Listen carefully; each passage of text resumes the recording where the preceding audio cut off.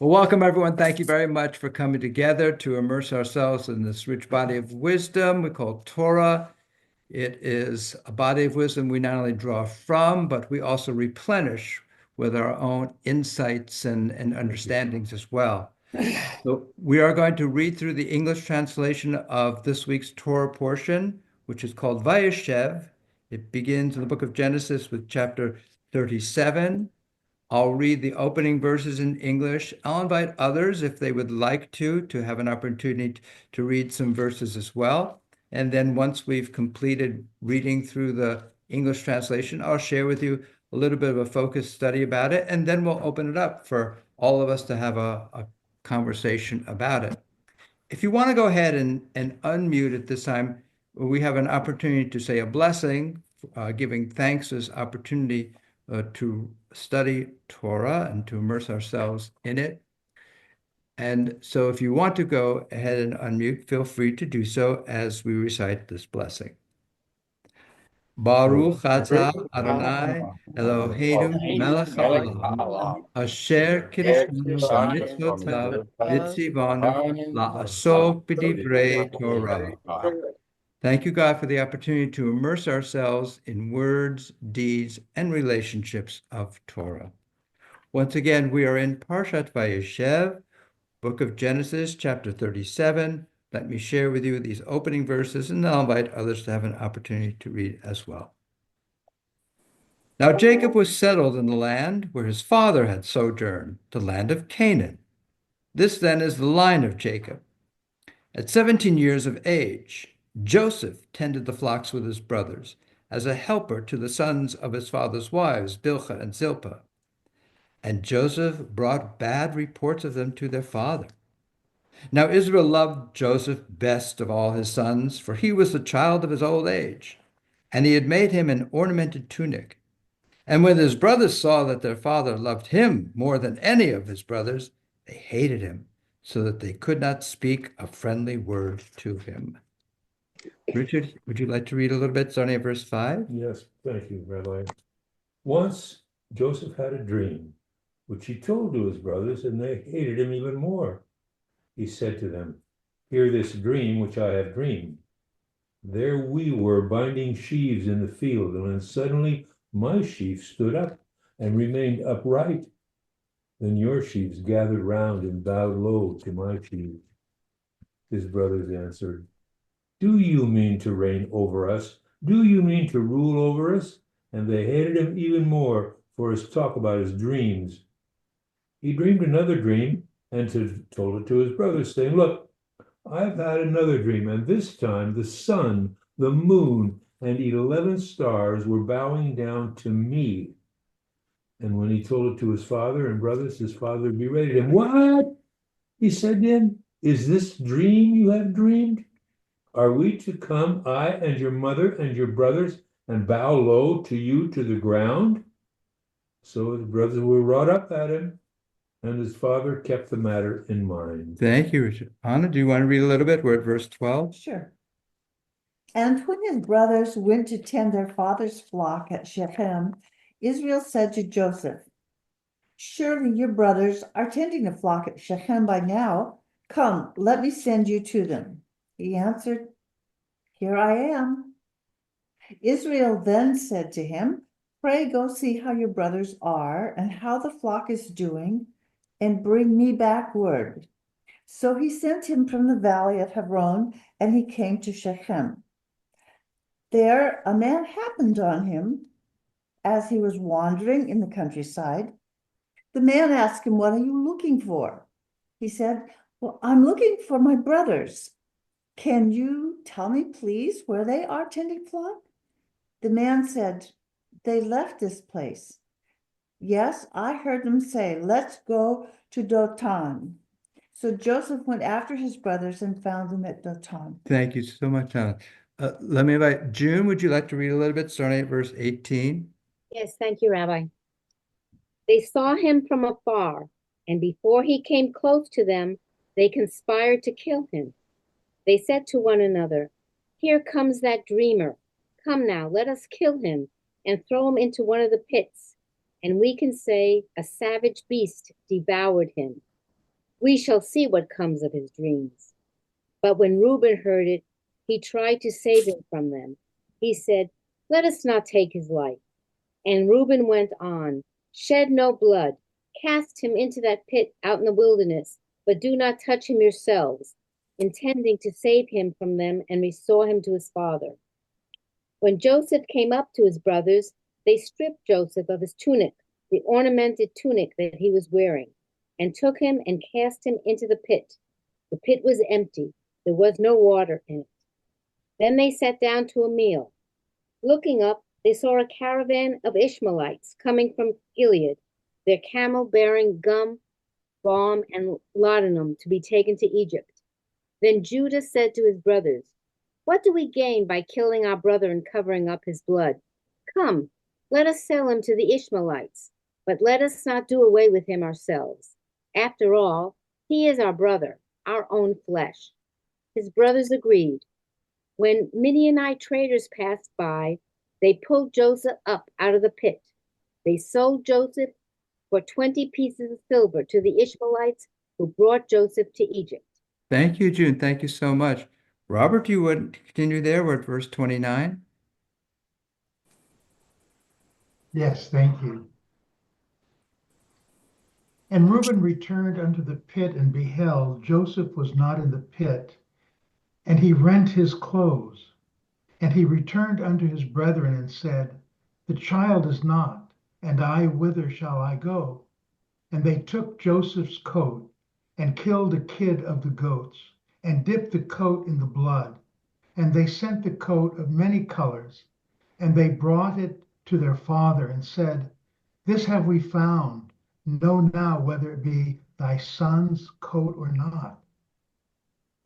And he knew it, and said, it's my son's coat. An evil beast hath devoured him. Joseph is without doubt rent in pieces. And Jacob rent his clothes, and put sackcloth upon his loins, and mourned for his son many days. And all his sons and all his daughters rose up to comfort him. But he refused to be comforted. And he said, for I will go down into the grave unto my son mourning. Thus his father wept for him. And the Midianites sold him into Egypt unto Potiphar, an officer of Pharaoh's and captain of the guard. Thank you so much, Robert. Amy, I don't know if you have a text in front of you. If you do, would you like to do some reading? We're on beginning of chapter 38. And you'll have to unmute if you want to. I have a slightly different version. It's That's fine. We all have different versions. That's fine. Okay. And mine stopped at chapter 36. So now I have to find chapter 37. Oh, I'm sure it's there somewhere. So we're in chapter 38. Come back to me. Okay, I'll come back. Margot, would you like to read a little bit at the very start of chapter 38? Well, let me find the spot.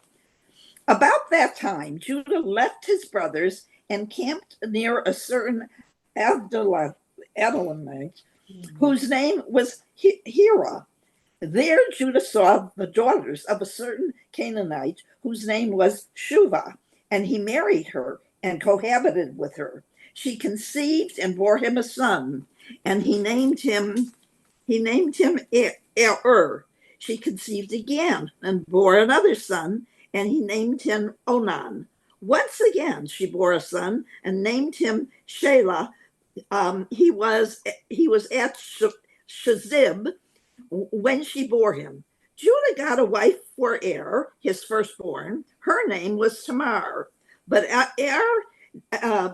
Er, Judah's firstborn, was displeasing to the Lord, and the Lord took his life.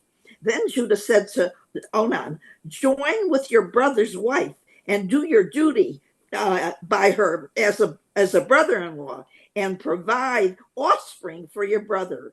But Onan, knowing that the seed would not count as his, let it go wasted.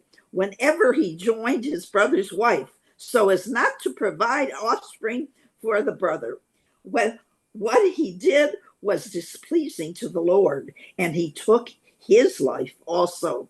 Then Judah said to his daughter-in-law Tamar, Stay as a widow in your father's house until my son Shelah grows up. For he thought, I too might die like his brothers. So Tamar went to live in her father's house. Thank you so much, Margot.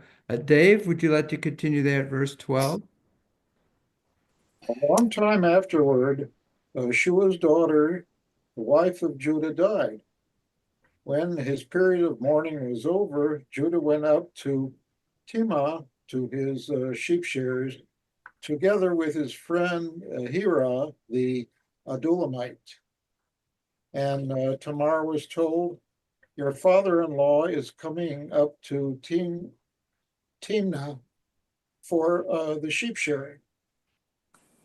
So she took off her widow's garb, covered her face with a veil, and wrapping herself up, she sat down at the entrance to En, which is on the road to Timnah, for she saw that Shelah was grown up, yet she had not been given to him as wife.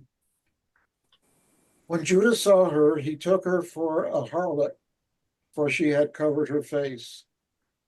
So he turned aside to her by the road and said, here, let me sleep with you, for he did not know that she was his daughter-in-law. What, she asked, will you pay for sleeping with me? And he replied, I will send a kid from my flock. But she said, you must leave a pledge until you have sent it. And he said, what pledge shall I give you? And she replied, your seal and cord and the staff which you carry. So he gave them to her and slept with her, and she conceived by him. Then she went on her way. She took off her veil and again put on her widow's garb. Dave, thank you so much. Jim, would you like to continue there at verse 20?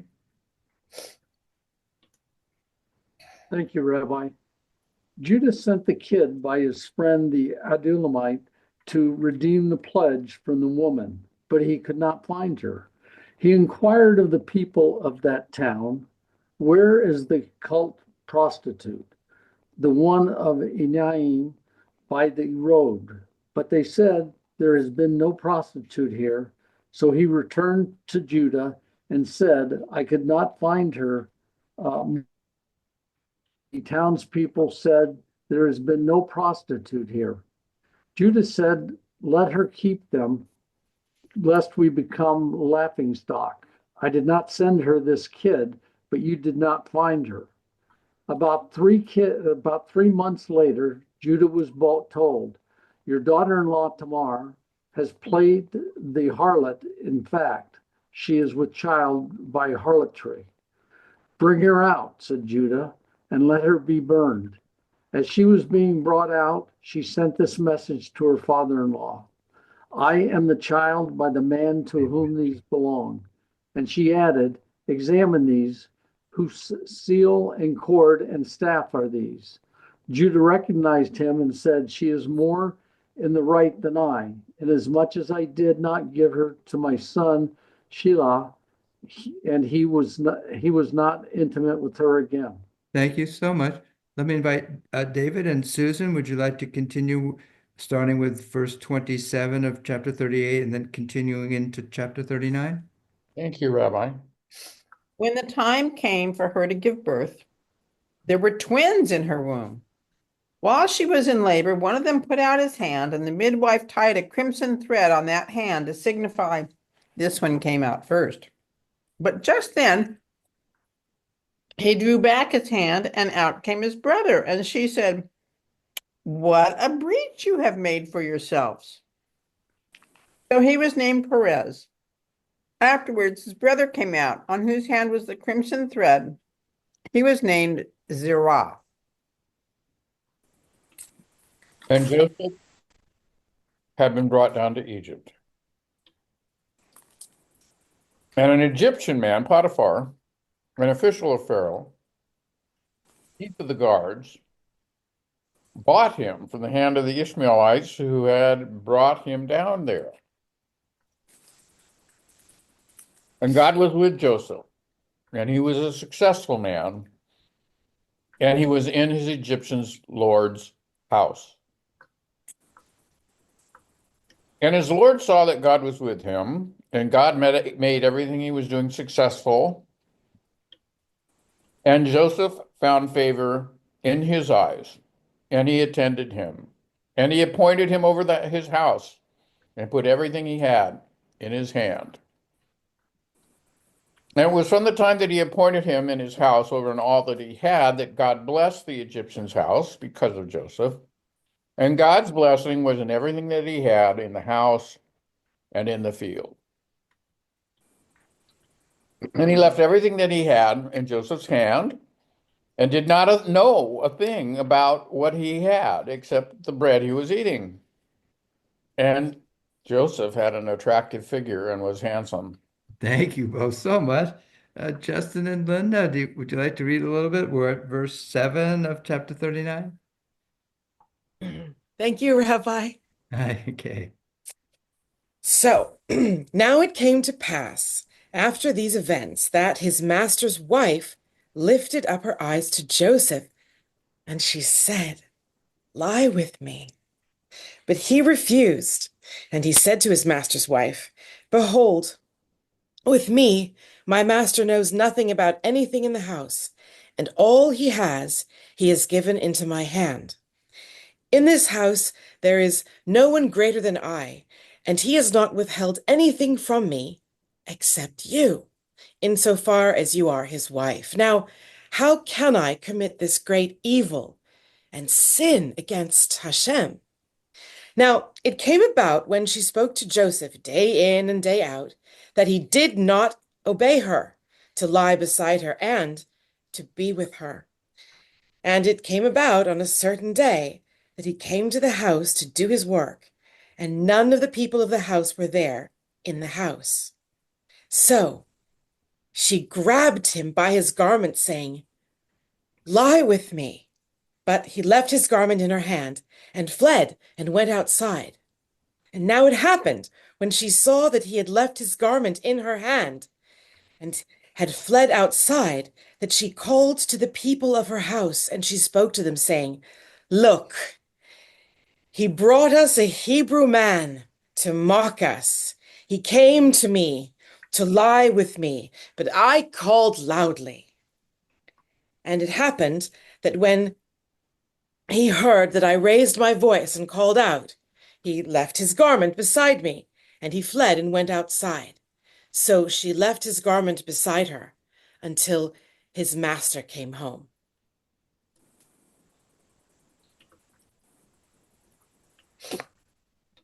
And she told him the same thing, saying, "The Hebrew slave that you brought us came to me to mock me. And it happened when I raised my voice and called out that he left his garment beside me and fled outside."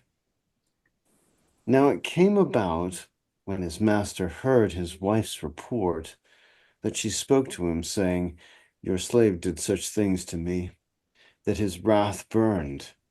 So Joseph's master took him and put him into prison, the place where the king's prisoners were imprisoned. And he was there in prison. The Lord was with Joseph, and he extended charisma to him, and he gave him favor in the eyes of the warden of the prison. So the warden of the prison delivered all the prisoners who were in the prison into Joseph's hand, and whatever there they did, he was the one who did it.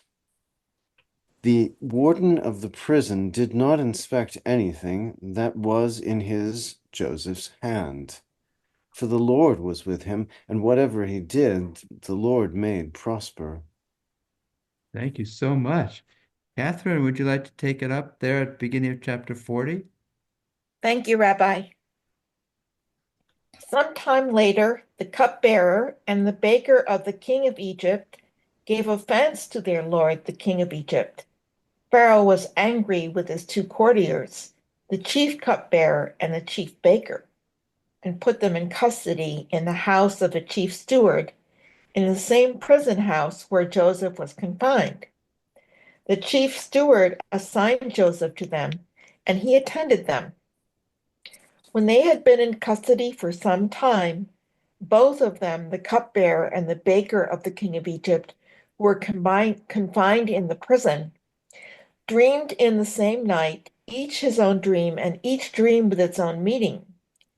When Joseph came to them in the morning, he saw that they were distraught. He asked Pharaoh's courtiers who were with him in custody in his master's house, saying, "Why do you appear downcast today?"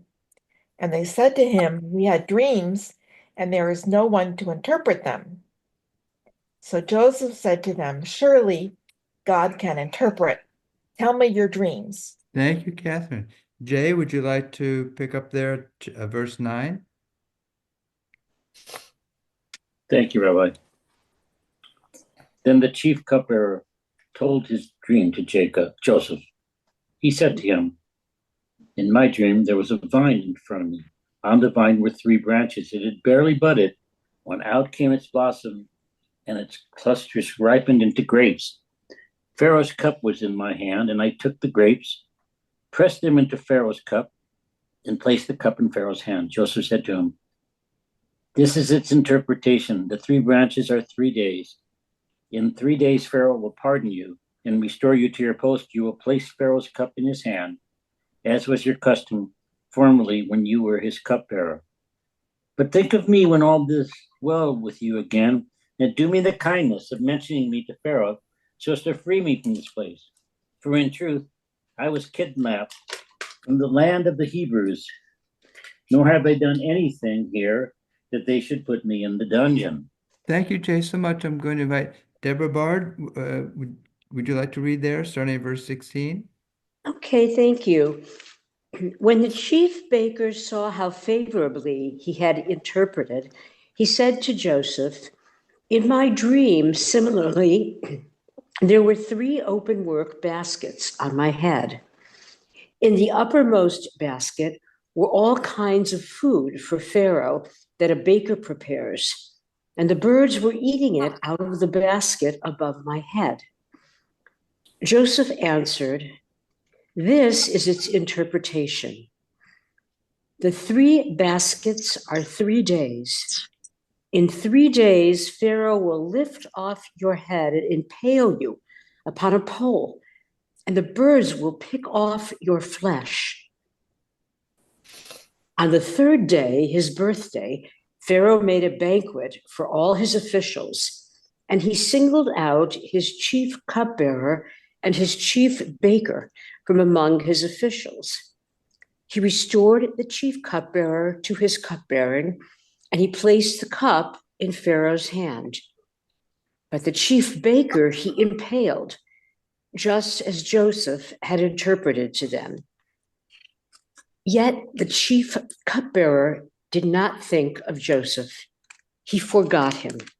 Thank you. Thank you, everyone, for sharing in that reading. That's our entire Torah portion for the week. If you have a copy of the study sheet, I invite you to take it out. I'd like to share with you a little bit of focused study about the portion, and then we'll open it up for everyone to have an opportunity to share how they experienced this week's portion. So this year, when I was reading it and studying it, I focused on a keyword that ends last week's portion and begins this week's portion. So in that sense, this word kind of ties the two together in a way that perhaps, at least it for me, gave me some kind of direction to delve into the portion. So last week's portion ended with these words. Well, it began with a reference to this is the line of Esau. If you remember, we read that, and there were over 40 verses describing all the descendants of Esau. And then it ends with these words in English: "These are the tribal chiefs of Edom," that is, of Esau, "the progenitor of the Edomites, according to their settlements in the lands that they possessed." And the word for settlements there in Hebrew is moshvotam. It comes from the Hebrew verb yashav, to dwell, to settle, to rest in one place. So that word that translates as settling is how our portion this week opens up. Vayeshev Yaakov. Jacob settled in the land where his father had sojourned, in the land of Canaan. This is the line of Jacob, Joseph. So I was comparing and contrasting the way this word settle is used in last week's portion and this week's portion. Last week's portion, it describes in over 40 verses this extensive, ordered recitation of all the descendants of Esau. And then it begins to describe, if you will, all the descendants, the settlements of Jacob. But instead of beginning with the oldest of the sons, it begins with the youngest, that's Joseph. And when I read it that way, I thought, these two brothers have very different experiences of what it means to be settled. One seems to have a sense of settlement, that is Esau, that is ordered, that is substantial, that is linear, it progresses in a way that we might think of as kind of calm and structured. Whereas when that same word is used with Jacob, we realize, this is going to be a very different experience of what it means to be settled, because it's beginning with the youngest son, Joseph. And immediately we understand that Joseph and his older brothers have a very tense relationship. They have this rivalry, this bitterness between them, this jealousy. And then the older brothers grab Joseph and they throw him into a pit, and then they bloody his coat and they take it to the father and say, look, do you realize whose coat this is? And they help lead Jacob to understand that his son that he loves so much, Joseph, has been devoured, torn apart by a beast. Meanwhile, the brothers sell Joseph into slavery, and Joseph ends up going down into the experience that's called Egypt, which becomes the really notion of what it means to be in exile. He's placed into a Potiphar's home, and there he's falsely accused of this sexual encounter, and he's thrown into prison. So that's the experience that Joseph. So we're going to explore just a little bit this notion about what is Torah trying to tell us, at least as I saw it, about what it means for the line of Jacob to experience settlement. What is that all about? So if you have the study sheet, I invite you to turn it over. And to help us understand it, we're going to look at something that's written by the 19th century Hasidic rabbi, Moshe Loach, also known as the Ishbitzer Rebbe. And he takes the opening verse from our portion. Jacob settled in the land of Canaan, in the land of his father's sojournings. And he's going to take that word for sojournings, which comes from the Hebrew word verb gur, which means to sojourn. And from that we get the noun ger, which means a sojourner or a temporary dweller. But he's also going to combine it and nuance it with another definition of the verb gur, same letters. And in that case, that meaning is to stir up strife. And from that form of the verb, we get the Hebrew noun magor, which means fear or terror. So he's going to be playing with these two ways of translating, if you will, the same Hebrew letters. So here's what the commentary from Meir Shiloach. He settled in the land of his father's fear, of Megorei Aviv, and in the land of Canaan, of humility, and he sought to dwell in peace. So let me stop there for a moment.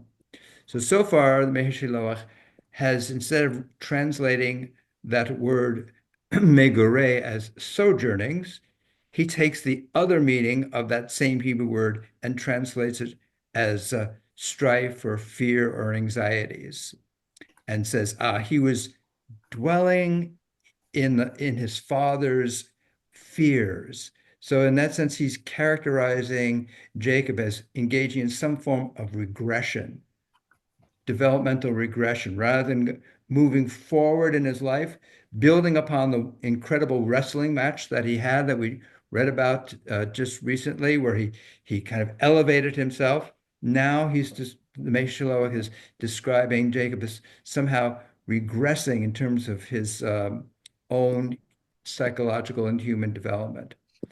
And then the second word that he plays with is this word Canaan.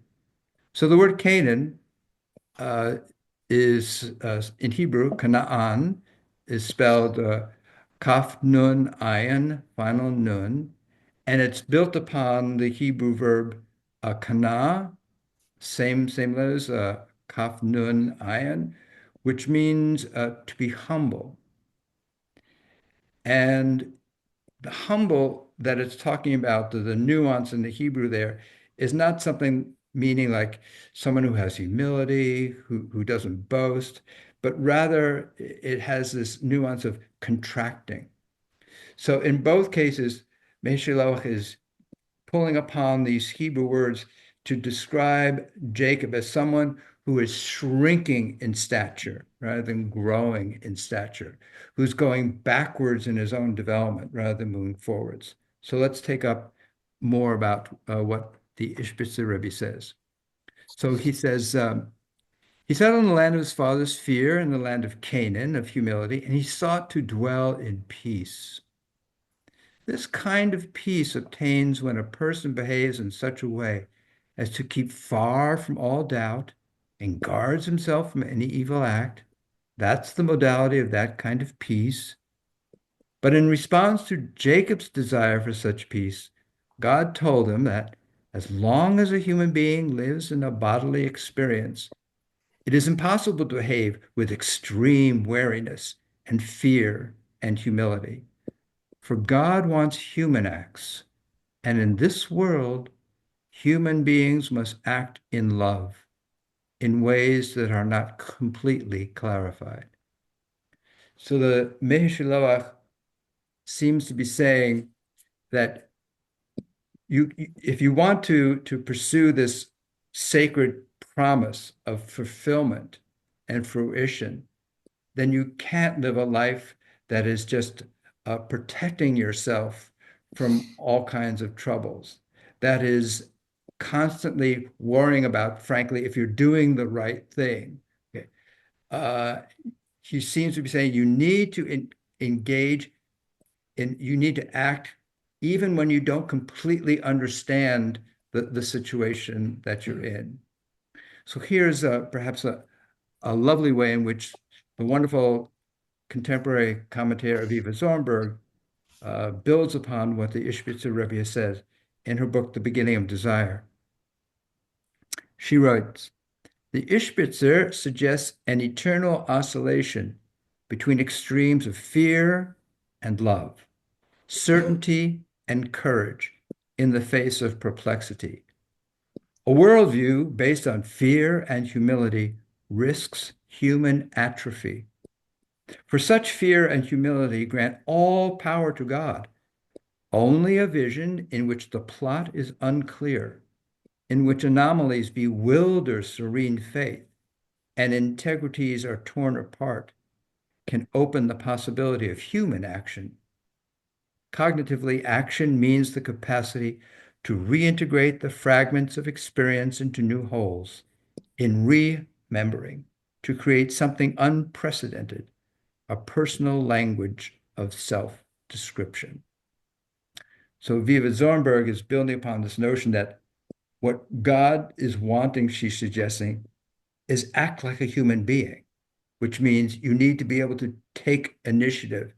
You need to be able to act with courage, even in the face of perplexity when you don't understand what's going on, rather than retreating from your responsibilities. And she really builds upon the notion, I think, that the Ishbitzer Rebbe talks about when he's using these Hebrew words to describe a Jacob who is shrinking, withdrawing, and regressing. And she uses the word a worldview based on fear, humility, risk, human atrophy. So with that, I want to turn to our work of art that I'm sharing with you this week, and that's this sculpture on the front by the great Renaissance artist Michelangelo. Of course, Michelangelo is famous for some of the extraordinary statues that he did and murals that he did. And the Renaissance, of course, was based upon a standard of the artist should portray ideal beauty as a way to inspire human beings to live towards that kind of ideal beauty.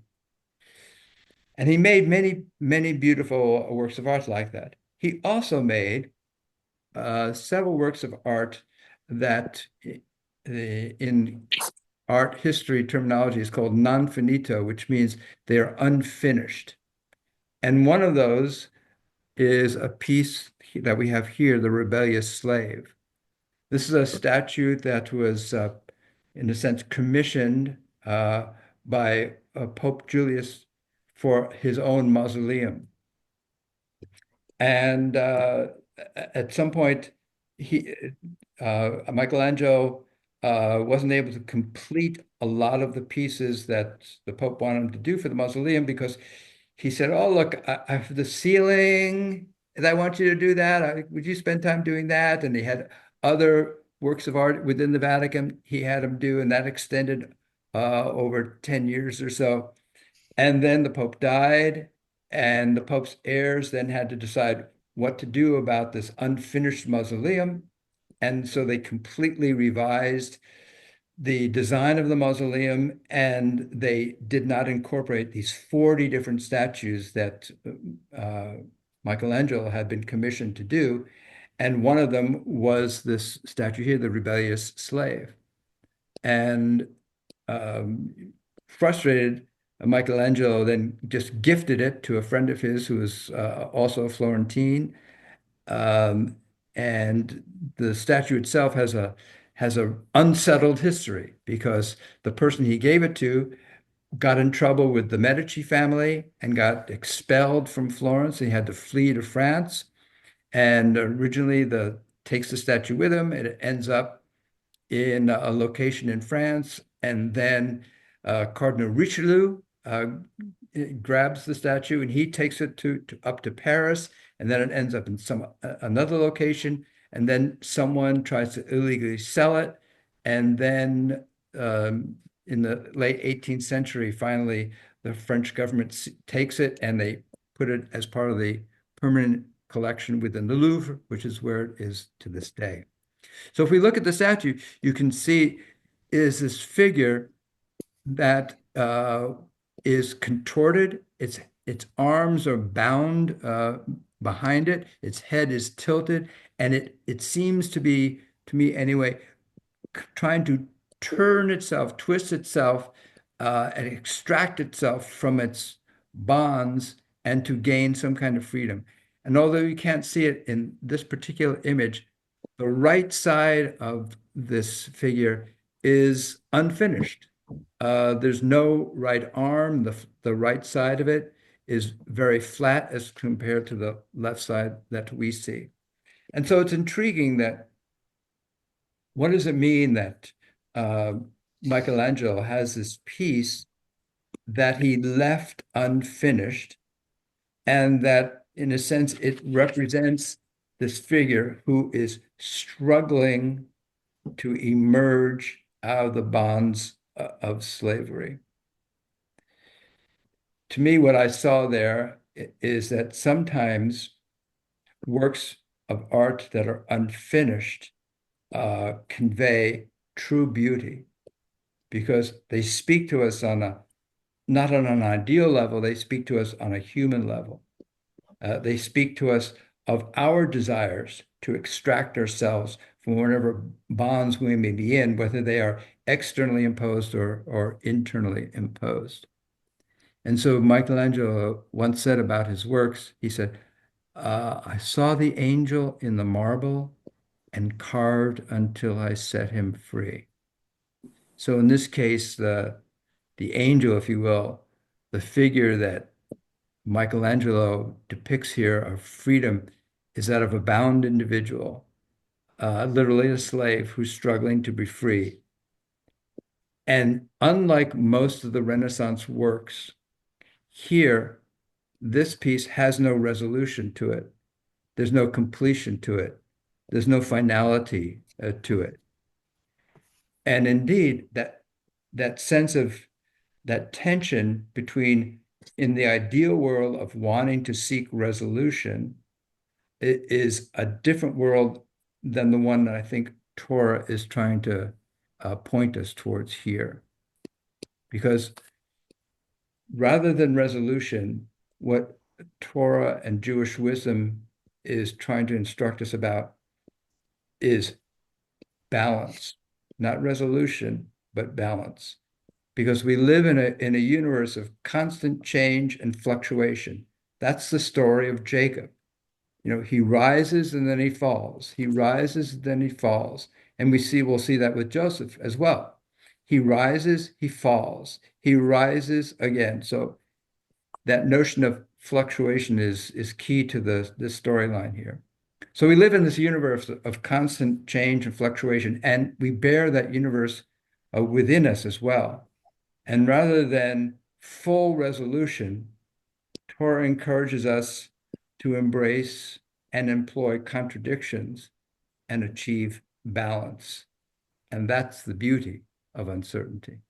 So with that, I'd love to hear what you experienced, what you saw, what you were thinking about, what provoked you as you read this week's Torah portion.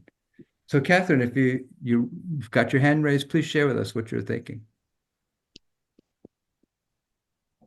And go ahead and unmute so we can share with you. I am just so struck by how this statue expresses Joseph's situation in Egypt, because on the one hand, obviously this person is captive and cannot use their hands, cannot be useful, cannot exercise a trade, so to speak, because they're captive. But on the other hand, if you look at the lower part of the body, they're ascending, they're climbing upward. So this is exactly this pivotal point for Joseph, where he's not just a slave, but he's a visionary. And by being a visionary, he can ascend. So I just, really appreciate this. Catherine, thank you so much for getting us to focus not just on the arms, but also on the feet and the legs and the strength that's there, and that sense of climbing upward and ascending, and perhaps this notion of this aspiration of to emerge out of the marble itself, perhaps, and so that thank you so much for that. That's very compelling. Thank you. Let me go ahead, Robert. Thank you again for such a lovely evening. Well, I have three comments. The first is the power of art. Even on my screen, this moves my soul. The beauty, the symmetry, the yearning in his face. I mean, it's just magnificent. I saw this in the Louvre, although I don't recall it, but I remember in the Louvre, what I loved the most was the sculpture. And there were a couple of pieces, and they may have been Michelangelo's, that when I saw them, they were just different. They were different from all the rest, the symmetry, the perfection, the beauty, the fluidity in them. So this is, even on the screen, it's magnificent. The second thing is, I want to go, boy, did you give us a gift tonight. I want to go to this. I saw the angel in the marble and carved until I set him free. This has a level of perfection. It reminds me of E equals MC squared. E equals MC squared is so perfect that for me at least, I have found that I can apply it even to spiritual things perfectly without any loss it just is a perfect fit. It's such an elegant equation. This statement of Michelangelo to me is an equally eloquent equation, but in the words of an artist. For example, I saw the angel in the marble and carved until I set him free. And again, as an example, I saw the angel in myself and worked to transform myself until I set him free. So I mean, you look at this. This is look, those of us who write poetry, and I'm sure Linda can relate to this. Those of us who write poetry, if we could write one line this good, praise be to God. You know what I mean? It's just magnificent. I'm going to hold on to that. That's a gift. Now, the third thing, and I'm going to put this in the context of dreams because we had dreams. And so I'm going to make this comment in the context of dreams. I had a dream. And in this dream, I just thought of this while we were, you were chatting. I had a dream. And in my dream, there were 1,000 boxes. And in each boxes, there were 1,000 boxes. Those boxes are slavery. The least harmful form of slavery is the outward form that the Jews encountered. It's the inward slavery that is the worst that we do to ourselves. I'm a slave, for example, to luxury. I'm a slave to the concept of perfection. Anybody who believes, and some people say, well, this isn't perfect. Anybody who believes that they're supposed to be perfect doesn't understand that our perfection is striving towards perfection endlessly because we're not God. And so, just as an example, the slavery of envy and hate, these are deleterious. And there are people who are slaves to gossip, to envy, to hate, to a lack of courage to seek truth. I spent some years as an atheist, and when I believed in God, when I came to the conclusion that there was God, in a microsecond, the only thing that mattered to me in my entire life was truth. Nothing else. I had to find it. And that box, I see many people, forgive me, but they don't have a passion for the meaning of life. And this is why I enjoy Thursday so much, because of the group. And then the slavery of, contrasting the outward and the inward. I was with 3 children today, helping them read at one of our local schools. I do it on Thursday. And the story was about a boy who found a book about pirates and a pot of gold.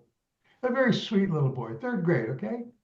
And I said, so Sawyer, we had a little time at the end. I said, so Sawyer, what do you think if you had the choice, all the gold for your entire life, never run out, whatever you wanted in life, you could have, or you could have the ability to read.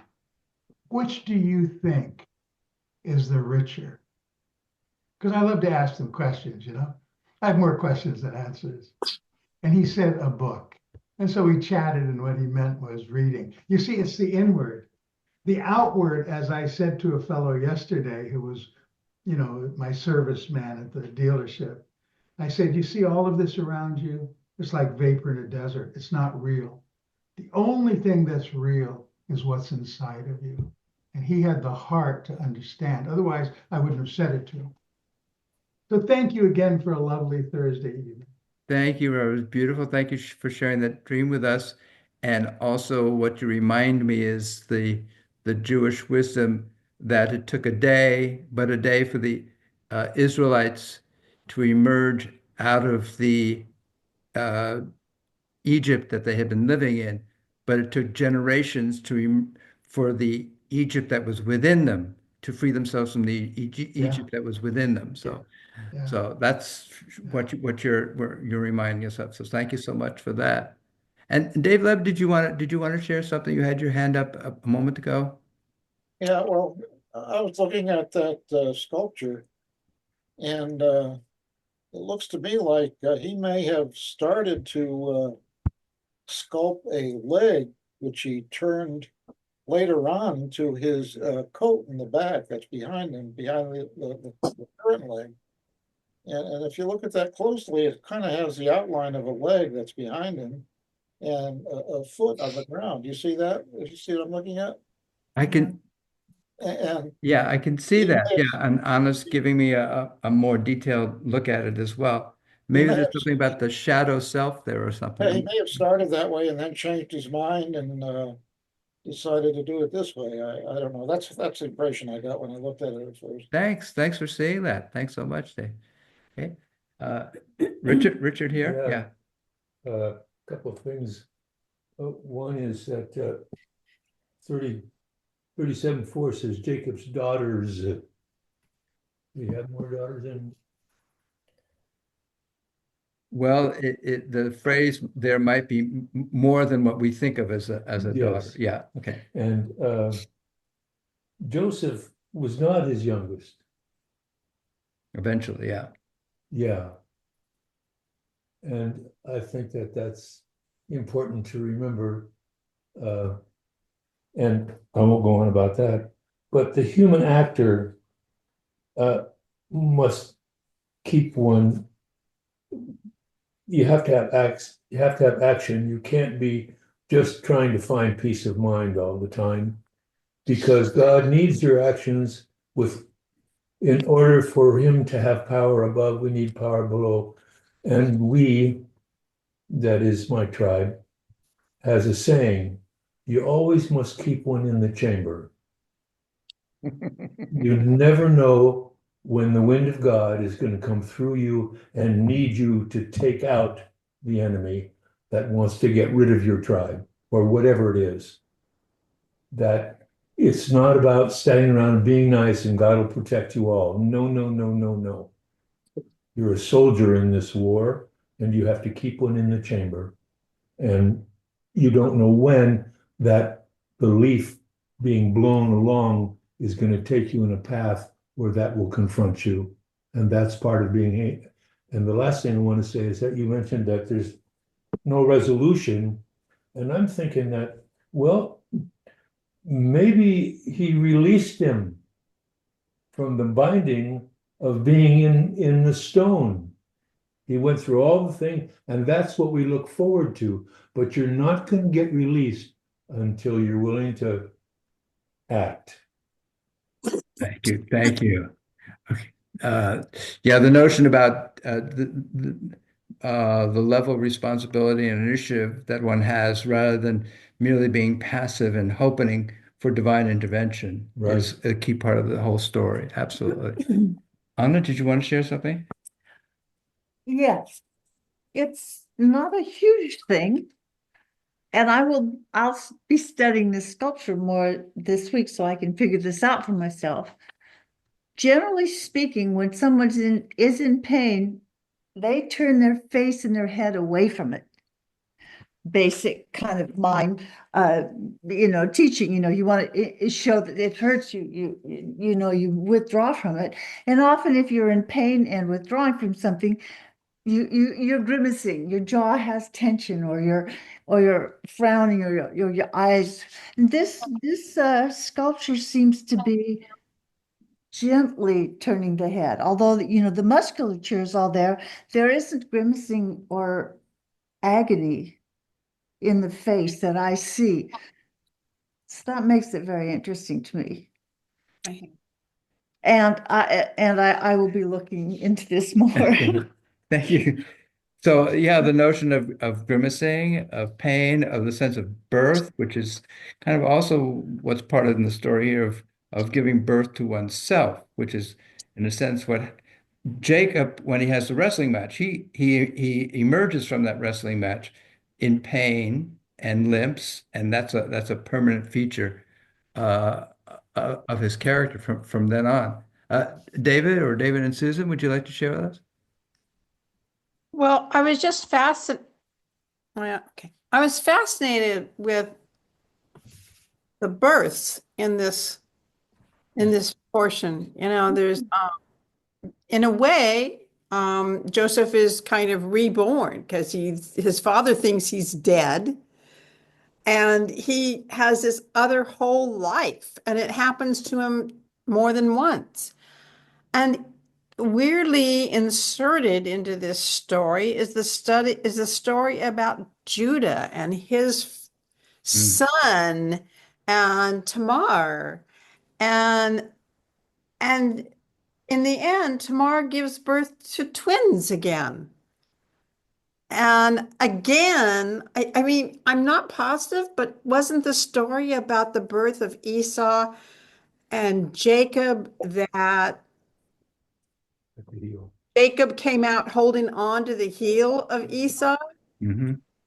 And this one where the one hand comes out, the midwife ties a string around it, and then it goes back in, and then the other baby's born first. And it's just kind of like dropped here into the middle of this without any, just interesting. I'm going to comment on the Judah piece in just a second, but let me check in with David. Did you want to share something, David? I got one thing real quick. Oh. I went to Rabbi Wikipedia to look up that statue, and if you go there, you get many views of it, so you can see what it looks like from all sides if you want to. Okay, thank you. And there's David Phillips is sharing one with us. Okay, thanks for checking that out, Dave. And David Phillips, did you want to share? Did you want to share something? Backside, and it doesn't look to me like he ever intended to finish. Yeah, you got it too, right? Have stone to do the other arm. Right. Yeah. And it does look from the back like he's emerging from imprisonment in the rock.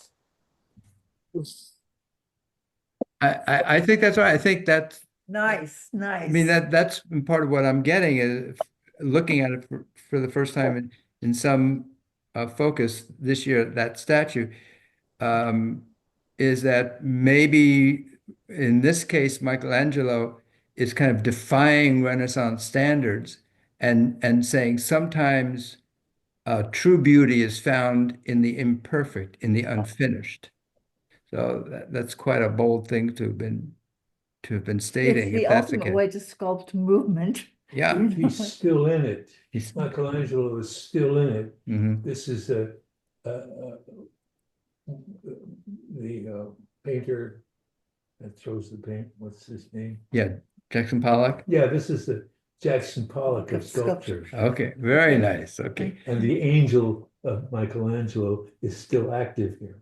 Wow. Okay. So I'm going to weave together a number of thoughts that have been shared to draw this session to a not a conclusion, but to an end for Closure. a closure for this moment, and also to go back to something that Susan said about remind us about Judah, uh, because because I had been thinking about in terms of modern days sensibilities and our predilections that of wanting to have a total and constant knowledge of all and information about all things, and that yearning for total certainty, which Torah is saying to us, is a fallacy.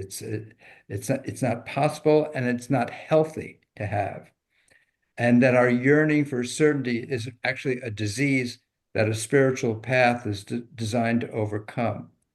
And what we see in the beginning of this week's Torah portion is this character, Joseph, who has these dreams, who can see what's going to happen. And he tries to share that with others. And when others hear that, it causes this terrible disruption and drama and conflict within the family. And it is not until he has suffered of being falsely accused, of being tossed into prison, that finally Joseph somehow is able to take this gift that he seems to have and says, well, it's not me who can see what's going to happen. It's God who can see what's going to happen. And so he seems to be surrendering that degree of control that as adolescent he was trying to have within the family. And what's interesting is that as this narrative goes along, once he experiences that and shares that, he's able to have more control than he ever imagined having. He becomes the prime minister of the greatest empire in the world at the time. So Torah seems to be saying maybe it's when you begin to let go of your desire to have a sense of personal control over everything around you that you gain the greatest control that you ever imagined you could have. So that's the beauty of the uncertainty of it all. I want to thank each and every one of you for participating in this conversation, for coming together to reading this rich body of wisdom with all of your wonderful readings and insights and comments and participation and presence. You've extended that wisdom into new realms, and I'm so grateful for each and every one of you. God bless you all. I look forward to our next gathering. Be well, everyone. Okay, take care. Thank you. Thank you. Thank you so Well, much. everybody. Thank you. Bye-bye. Bye-bye. Bye.